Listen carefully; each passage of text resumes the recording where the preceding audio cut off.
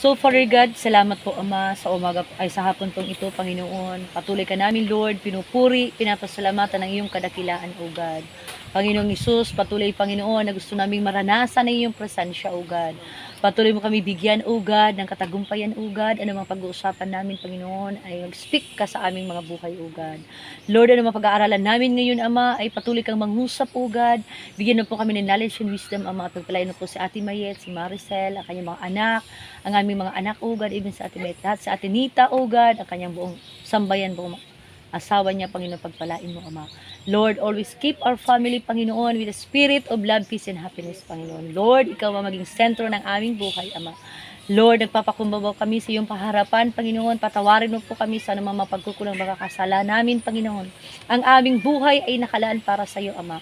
Lord, let your Holy Spirit upon with us, Panginoong Isus. Pagpalain mo si Ate Mors, Ama, sa kanyang pagpunta dito, O God. Gabayan mo po siya, proteksyonan, tabayan, proteksyonan, Ama. E-bless mo po ang aming pag-uusapan ngayon, Panginoon, Ama. Nawa, Lord, ang katagumpayan namin ay makita sa aming mga buhay, Panginoon. We want to exalt to Jesus, O God. Lord, help us to become channel of blessing, O God. Anumang ibuka ng aming mga bibig ay maging pagpapala, Panginoon, sa aming pamilya at even, Panginoon, sa mga taong makasalamuha namin, Ama. Lord, ang aming mga asawa, ang lalong asawa ko, Ama, pumunta po sa kanyang duty, O God. Gabayan mo, pantaban, proteksyonan.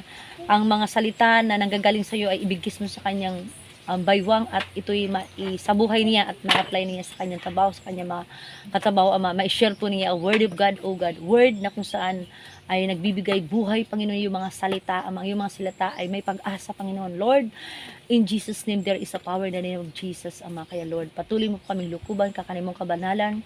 Patuloy, Ama, ang aming fat ay patuloy mong bigyan ng katagumpayan. Salamat po, Ama, sa hapon pong ito. E-bless mo, Panginoon, ang mga word na nanggagaling sa iyo, Panginoon. I-touch mo ang aming mga puso. Let your powerful name, Jesus, sa aming Panginoon ay patuloy mo kaming pagpalain, Ama.